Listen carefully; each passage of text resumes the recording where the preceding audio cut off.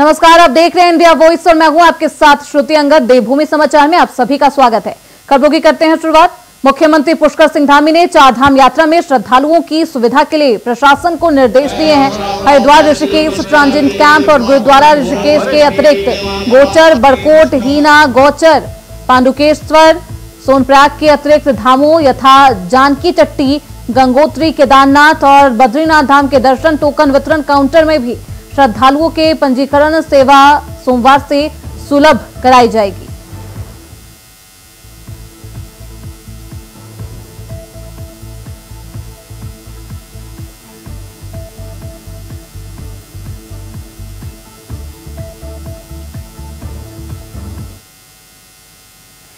वहीं केदार घाटी में बारिश कम होने के बाद केदारनाथ धाम यात्रा पटरी पर लौटने लगी है। यात्रा पर आने वाले श्रद्धालुओं की संख्या लगातार बढ़ रही है।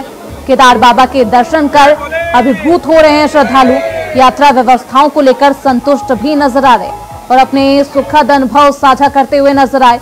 बाबा केदारनाथ धाम के दर्शनों को पहुंचे श्रद्धालुओं ने बताया कि पैदल रास्ता अब दुरुस्त हो गया है और लगातार यात्रा चल रही है। पैदल मार्ग पर पानी, बिजली, खाना, शौचालय के साथ साथ सभी प्राथमिक सुविधाएं उपलब्ध है। दर्शन भी बेहद अच्छे तरीके से करवाए जा रहे हैं।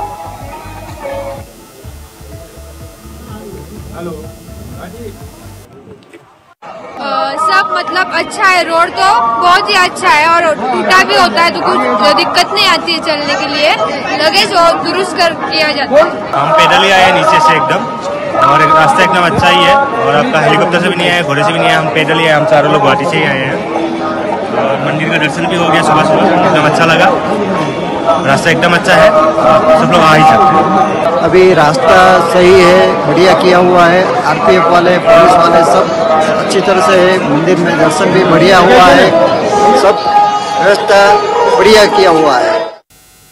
वहीं उत्तराखंड कांग्रेस ने दूसरे चरण की श्री केदारनाथ प्रतिष्ठा रक्षा यात्रा के लिए सभी तैयारियां पूरी कर ली है। कांग्रेस प्रदेश संगठन उपाध्यक्ष मथुरा दत्त जोशी ने बताया कि कांग्रेस आगामी 11 सितंबर से प्रदेश अध्यक्ष करण माहरा के नेतृत्व में श्री केदारनाथ प्रतिष्ठा रक्षा यात्रा के दूसरे चरण का आयोजन करने जा रही है। उन्होंने बताया कि केदारनाथ ज्योतिर्लिंग के साथ छेड़छाड़ करते हुए नई दिल्ली में केदारनाथ शिला ले जाकर सदियों पुरानी वैदिक और सनातनी परंपराओं को तोड़ते हुए मंदिर के नाम पर मुख्यमंत्री की उपस्थिति में ज्योतिर्लिंग की स्थापना कर समस्त हिंदुओं की धार्मिक भावनाओं के साथ खिलवाड़ किया गया है, जिसके विरोध में यह यात्रा निकाली जा रही है। रक्षा प्रतिष्ठा रक्षा यात्रा 11 तारीख से पुनः प्रारंभ होगी। जहां पर हमने यात्रा छोड़ी थी सीतापुर में, और वहां से गौरीकुंड तक जाएगी। गौरीकुंड से फिर पैदल हम केदारनाथ जाएंगे 12 तारीख को प्रातः हम गौरीकुंड से केदारनाथ के लिए प्रस्थान करेंगे। रात्रि विश्राम केदारनाथ में करेंगे।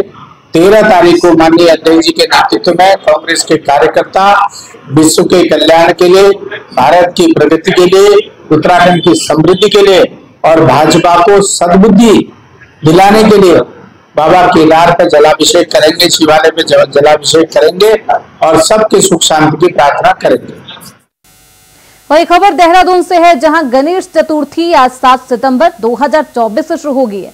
यह त्योहार भगवान गणेश को समर्पित है और इसमें पूरे भारत में 10 दिनों तक अनुष्ठान और उत्सव चलता है। घरों और मंदिरों में मूर्तियां स्थापित की जाती है और हर दिन भगवान गणेश की पूजा भी की जाती है। तो देश भर में गणेश चतुर्थी की धूम है।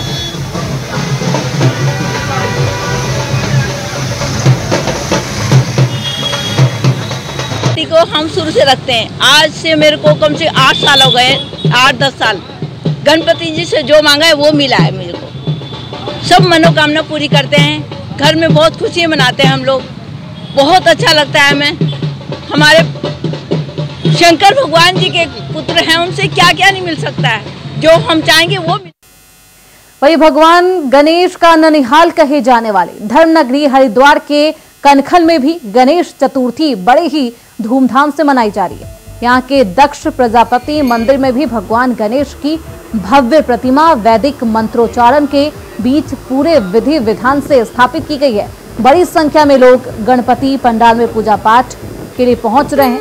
पुराणों के अनुसार कनखल माता सती का मायका और देवों के देव महादेव का ससुराल माना जाता है। इसलिए मान्यता है कि भगवान गणेश का यह ननिहाल है और इसलिए कनखल में गणेश चतुर्थी की अलग ही धूम है। पूरे हरिद्वार में जगह जगह गणेश पंडालों में लोग पूजा अर्चना करते हुए नजर आ रहे हैं और सिद्धि विनायक को प्रसन्न करने में लगे।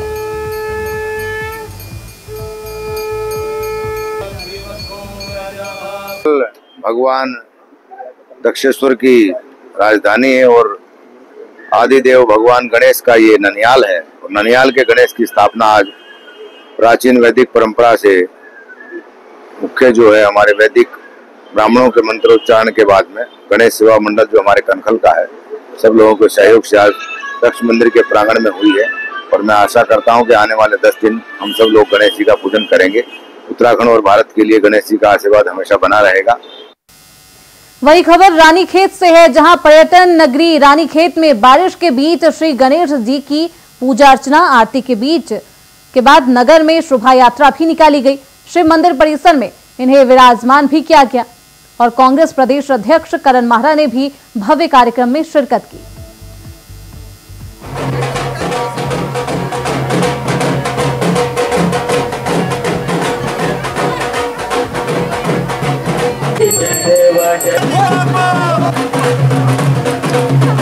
पहले तो पूरे प्रदेशवासियों को, देशवासियों को गणेश चतुर्थी की मैं बहुत बहुत शुभकामनाएं देता हूं। रही विधायक की बात, तो मैंने सुबह ही ये कह दिया था कि सरकार और प्रशासन बचाएगा।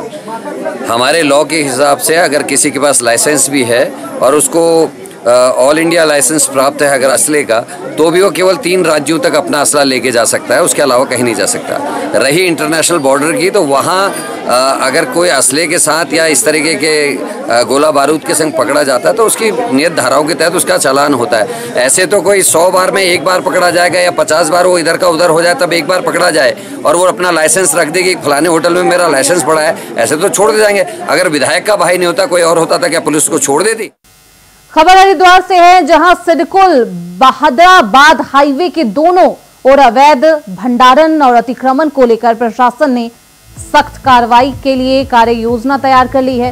सदर एसडीएम अजयवीर सिंह ने अवैध भंडारण और अतिक्रमण पर कार्रवाई को लेकर खाका तैयार कर लिया है। सिडकुल बहादराबाद हाईवे पर लंबे समय से मिल रही अवैध खनन, भंडारण और अतिक्रमण की सूचनाओं पर अब प्रशासन ने सख्त कदम उठाने का निर्णय लिया है। उप जिलाधिकारी अजयवीर सिंह ने इस संबंध में आवश्यक जरूरी दिशा निर्देश भी दिए हैं। पूर्व में भी कार्रवाई करी गई थी और वहाँ पे अतिक्रमण और जो अवैध खनन का जो भंडारण करते हैं, रेत वगैरह रखते हैं, बजरी रखते हैं, उनको पूर्व में भी हटाया गया था। इस संबंध में मेरे द्वारा एक टीम गठित की जा रही है, जिसमें अगले सप्ताह तक यहाँ पे पूरी कार्रवाई करते हुए अतिक्रमण मुक्त कराया जाएगा और जितने भी अवैध खनन भंडारण के तौर पर वहाँ पे लोग रखते हैं उनको हटाया जाएगा। आपके द्वारा मेरे संज्ञान में लाया गया है। इस संबंध में पुलिस को जांच के लिए आदेश किया जा रहा है और जैसी जांच में आता है उसके बाद कार्रवाई की जाएगी। वहीं उत्तराखंड प्रदेश के नेता प्रतिपक्ष यशपाल आर्य आज काशीपुर पहुंचे। इस दौरान वह कांग्रेसी नेता के यहां पहुंचे और उनकी पत्नी की मौत पर शोक जताया। इसके बाद उन्होंने रामनगर रोड स्थित एक होटल में प्रेस कॉन्फ्रेंस के जरिए प्रदेश में बिगड़ती कानून व्यवस्था को लेकर सरकार को घेरते हुए नजर आए। आगामी 9 सितंबर को उधम सिंह नगर जिले से जिला मुख्यालय पर प्रदर्शन के साथ पूरे प्रदेश में शुरू करने की बात भी कही।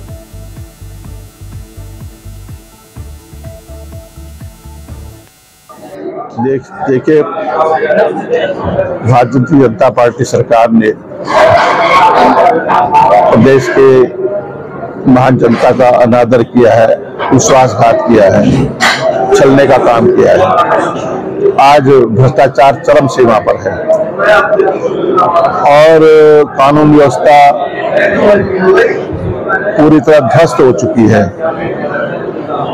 हमारी बहन बेटियों के साथ अत्याचार बढ़े हैं, एक असुरक्षा का माहौल बन चुका है। लगातार अपहरण, बलात्कार, गैंगरेप की घटनाएं में बढ़ोतरी हुई है और कौन लोग हैं जो उसमें संलिप्त हैं? वो लोग हैं जो भाजपा के संवैधानिक पदों पर आसीन लोग हैं। वही खबर हरिद्वार से है, जहां भारत रत्न पंडित गोविंद वल्लभ पंत के 137वें जन्म दिवस 10 सितंबर 2024 को गौरव दिवस के रूप में मनाया जाएगा। उनके चित्र पर पुष्पांजलि कार्यक्रमों का आयोजन भी किया जाएगा। वहीं कर्मेंद्र सिंह डीएम हरिद्वार कलेक्ट्रेट सभागार में जनपदीय अधिकारियों के साथ तैयारियों को लेकर समीक्षा बैठक की। आगामी 10 सितंबर को हरिद्वार के विभिन्न क्षेत्रों और सभी विद्यालयों और मरीन बस्तियों में गोविंद वल्लभ पंत जयंती मनाई जाएगी। 10 तारीख को महामना महापुरुष पंडित गोविंद वल्लभ पंत, जो अविभाजित उत्तर प्रदेश के पहले मुख्यमंत्री भी थे, महान स्वतंत्रता सेनानी थे, उनकी 137वीं जयंती है और इसको हर्ष उल्लास के साथ मनाए जाने के संबंध में आज ये बैठक हुई है। सभी लोकल बॉडीज़ को निर्देश दिए गए हैं कि उनके क्षेत्रांतर्गत जोर शोर से इसको मनाया जाना चाहिए। देशभक्ति गीतों का प्रसारण होना चाहिए।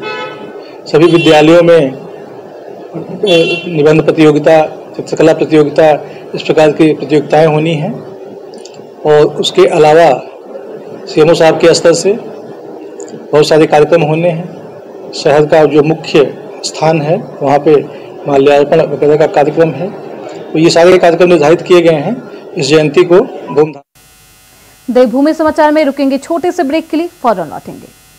ब्रेक के बाद एक बार फिर से आप सभी का स्वागत है। खबरों में बढ़ते हैं आगे। देहरादून में नामी खाद्य प्रतिष्ठानों में खाद्य विभाग की छापेमारी हुई है। मानकों का पालन न करने पर यह कार्रवाई की गई है। एक नामी शिक्षण संस्थान के किचन से भी सैंपल लिए गए, साथ ही संस्थान को नोटिस भी जारी किया गया है। खाद्य सुरक्षा एवं औषधि प्रशासन की टीम ने देहरादून के विभिन्न इलाकों में स्थित नामी जगहों के आउटलेट पर छापेमारी की है और खाद्य सुरक्षा के मानकों की अनदेखी करने वाले संस्थानों के खिलाफ सख्त कार्रवाई की बात भी कही है। खाद्य संरक्षा और औषधि प्रशासन प्रदेश भर में खाद्य सुरक्षा के मानकों के अनुपालन के लिए अभियान चला रही है। 4 धाम यात्रा मार्ग समेत विभिन्न स्थानों पर होटल, रेस्टोरेंट, आउटलेट और शिक्षण संस्थानों के किचन से भी सैंपलों की जांच की जा रही है ताकि आम जनता और तीर्थ यात्रियों को स्वच्छ भोजन, पौष्टिक भोजन मिल सके।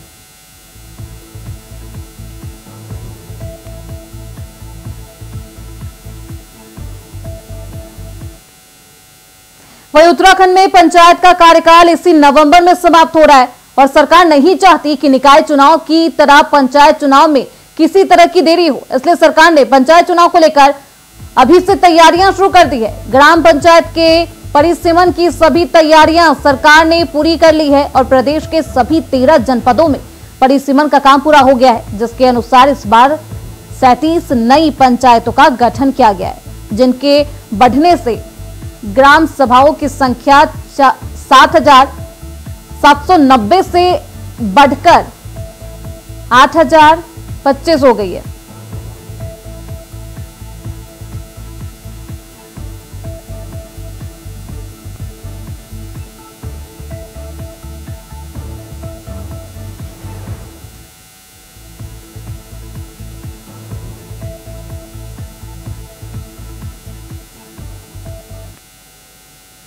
वहीं हरिद्वार की ज्वालापुर कोतवाली क्षेत्र के श्री बालाजी ज्वेलर्स शोरूम में बीते 1 सितंबर को दिन दहाड़े हुई डकैती का खुलासा 7 दिन बाद भी नहीं होने से नाराज व्यापारियों और संतों ने ज्वेलरी शोरूम के बाहर पुलिस प्रशासन के खिलाफ धरना प्रदर्शन किया है। हाथों में तख्ती लिए व्यापारियों और संतों ने डकैती का 24 घंटे में खुलासा करने की मांग की है। 24 घंटों में खुलासा नहीं होने पर सड़कों पर जाम लगाने की चेतावनी। वहीं संतों का कहना है कि उत्तराखंड की सरकार को उत्तर प्रदेश के मुख्यमंत्री योगी आदित्यनाथ से सीख लेनी चाहिए और अपराधियों का एनकाउंटर करना चाहिए। इस दौरान सीओ सिटी और व्यापारियों और संतों ने ज्ञापन भी सौंपा है। सीओ सिटी ने मामले के जल्द ही खुलासे की बात भी कही। जो व्यापारियों में आक्रोश है, उन्होंने आज यहाँ धरना देके अपना आक्रोश व्यक्त किया है, जिसमें पुलिस के द्वारा आप लोगों को मैं ये बताना चाहूंगी, इसमें भरसक प्रयास किया जा रहा है इस लूट के खुलासे में, और हम ये आश्वासन देते हैं कि इसकी नौबत नहीं आएगी कि इनको दिल्ली कूच करना पड़े। इसका जल्द से जल्द खुलासा होगा। व्यापारी को केवल एक ही मांग है, जो 1 तारीख को दिन दहाड़े जो डकैती डली है, वो एक बहुत निंदनीय काम हरिद्वार के लिए हुआ है। जो प्रथा अभी तक हरिद्वार में नहीं थी, वो प्रथा हरिद्वार में शुरू हो गई। इसका मतलब बदमाशों की प्रवेश प्रारंभ हो गया है। हम प्रशासन से जल्दी मांग करते हैं कि जो डकैती डली है उसका जल्दी से जल्दी खुलासा हो सके, क्योंकि खुलासा जितना देर से होता है उतना माल लुट जाता है। हमारा प्रशासन सक्षम है, लेकिन कहीं कार्रवाई में जरूर कमी है जो अभी तक इस कार को नहीं खोल पाया। तो हमारी प्रशासन डीजीपी साहब से, मुख्यमंत्री से मांग है, सब जितने व्यापारी संत समाज यहाँ पर आज एकत्रित हुआ है, सबका उद्देश्य एक ही है कि इस मामले को शीघ्र खोला जाए और उस पर कड़ी से कड़ी कार्रवाई, उससे उम्र कैद की सजा दी जाए। वहीं तराई केंद्रीय वन प्रभाग रुद्रपुर की पीपलपड़ाव रेंज में वन तस्करों और वन कर्मियों में मुठभेड़ हो गई है, जिसमें 30 राउंड फायरिंग की खबर है। रेंजर समेत 4 वन कर्मी घायल बताए जा रहे हैं।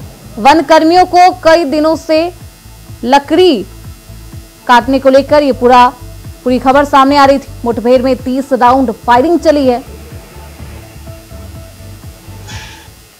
हमारे वन आरक्षी का फोन आया कि साहब कुछ लोग जंगल में घुसे हैं लकड़ी लेकर, तो लकड़ी चोरी के लिए, और हम लोग कम हैं। तो मैंने इसको बड़ी गंभीरता से लिया। नज़दीकी जो पीड़ा का स्टाफ उसको सूचना दी कि आप लोग मौके पर पहुंचे, और मेरे द्वारा चौकी इंचार्ज गुलाब उसको सूचना दी गई कि मैं मौके पर जा रहा हूँ, ऐसी सूचना आई है। उनके द्वारा बताया गया कि मैं सर बाहर हूँ, आप एसओ साहब से बात कर लो। फिर मैंने एसओ गदरपुर से बात की, उनके द्वारा बताया कि सर मैं बिजी हूँ और कोई बात हो तो मुझे बता दें। इसको मैं पर पहुँच गया मौके पर। तो हम लोग करीब 20-22 लोग थे। जहाँ फॉरगार्ड ने बताया जिस एरिया में ये लोग गए उस एरिया में हम लोग जो पहुँचे तो ये बैठे हुए थे। जैसे ही हमें देखा तो ये खड़े होकर सीधे फायर करने लगे। हमारे द्वारा भी हवाई फायर किए गए। जब इनको लगा कि हम गिर जाएंगे, फिर उन्होंने सीधे फायर करना शुरू कर दिया। क्योंकि हम सरकारी सेवक हैं, हम सीधे नहीं मार सकते थे, तो ये अपना काम करके निकल गए। तक ये पता चला है कि गदरपुर थाना क्षेत्र में जो घटना हुई है उसमें 4 लोग घायल हुए हैं, जिनको बहुत हल्की चोटें आई हैं और गन शॉट इंजरी है, जिसमें कि अभी डॉक्टर से पूछने पर पता चला है कि छर्रे लगे हैं इनको। और वहाँ पुलिस पहुँच गई है, वनकर्मी भी पहुँचे हुए हैं, जिससे उस क्षेत्र की घेराबंदी की जा रही है। तो रेंजर समेत 4 वनकर्मी घायल बताए जा रहे हैं। तस्करों और वनकर्मियों के बीच ये पूरी मुठभेड़ हुई है। मुठभेड़ में जंगल में गूंजी गोलियों की गड़गड़ाहट, 30 राउंड फायरिंग हुई है। मुठभेड़ में 30 राउंड फायरिंग जंगल में हुई है। रेंजर समेत 4 वनकर्मी इस मुठभेड़ में घायल बताए जा रहे हैं। तो मुठभेड़ में 30 राउंड फायरिंग चली है और तस्करों और वनकर्मियों के बीच ये पूरा मुठभेड़, जिसमें कई वनकर्मी घायल बताए जा रहे हैं।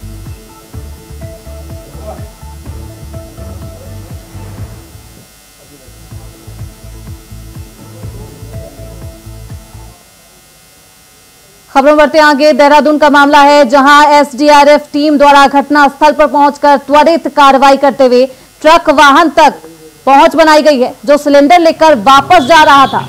अनियंत्रित होकर एक रोड से दूसरी रोड पर पलट गया, जिसमें चालक और परिचालक सवार थे। वही टीम द्वारा स्थानीय पुलिस के सहयोग से दुर्घटनाग्रस्त वाहन से चालक को सकुशल निकाल लिया गया है। साथ ही परिचालक को हल्की चोटें आई है, जिसे वाहन से निकालकर इलाज के लिए एम्बुलेंस के माध्यम से अस्पताल भी भिजवाया गया।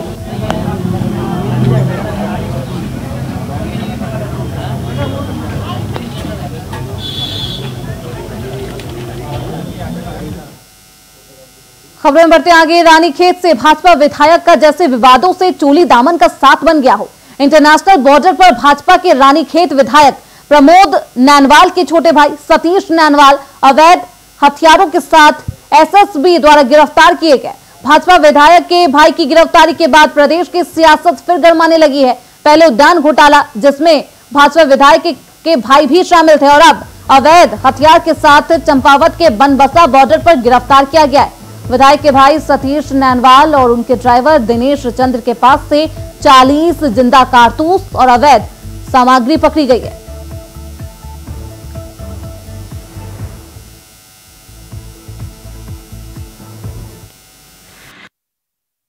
विधायक तो मैं जा रहा हूँ क्या? मेरा भाई, उसका परिवार अलग है, उसका घर अलग है, वो मेरे से अलग रहता है। क्योंकि उसको टारगेट इसलिए इतनी छोटी सी गलती के लिए, गलती हुई है, मैं नहीं कह रहा हूँ गलती हुई है, उससे छोटी सी गलती हुई है, क्योंकि रसीद जो जल्दीबाजी में निकाल देती थी, कॉटेज घर निकाल देती थी। वो कानून के हिसाब से उसे पुलिस कार्रवाई कर रही है। उसमें मैं कह रहा हूँ भूल हो गई, उससे भूल से अपनी कॉटेज निकालना भूल गया, जो लाइसेंसी है। बीजेपी का पाप का गड़ा भर गया और आज एक और घटना सामने आई है। रानीखेत के विधायक प्रमोद नैनवाल जी के छोटे भ्राता सतीश नैनवाल जी कल इंटरनेशनल बॉर्डर पर सशस्त्र सीमा बल के द्वारा पकड़े गए हैं। 57 बटालियन ने इनको पकड़ा है। कारतूस इनके पास से पकड़े गए हैं, वो भी जिनकी संख्या 40 है। प्रशासन और पुलिस उनको बचाने में लग गई है। ये कहा जा रहा है कि उनको समय दिया गया है कि वो लाइसेंस दिखाएं। मैं पूछना चाहता हूं कि क्या ये एक नजीर नहीं बन जाएगी कि आदमी गोलियां सप्लाई करेगा, अवैध सामान सप्लाई करेगा, पकड़े जाने पर वो कहेगा कि अब लाइसेंस में फलानी जगह छोड़ के आओगे, मैं लाइसेंस दिखाता हूं। और क्या इंटरनेशनल ट्रीटी में ये भी तय है कि आप भारत के लाइसेंस को लेकर ये गोली बारूद लेके दूसरे देश में जा सकते हैं? क्या देश की सीमाएं नाप सकते हैं आप? यहां तक कि जिन राज्यों में आपको लाइसेंस निर्गत है, 3 राज्य से ज्यादा राज्य आप असला बारूद लेके नहीं जा सकते। और आज आप क्या कहते हैं, लेके गए और 40 कारतूसों के संग आपको पकड़ा है सीमा सशस्त्र बल ने, और अब प्रशासन जो है उनको समय दे रहा है कि आप लाइसेंस दिखा दीजिए। ये किस ओर को, किस दिशा की ओर को भारतीय जनता पार्टी देश को और राज्य को ले जा रही है, ये समझने वाली बात है। इसी के साथ देवभूमि समाचार में बस इतना ही। देखते रहिए इंडिया वॉइस।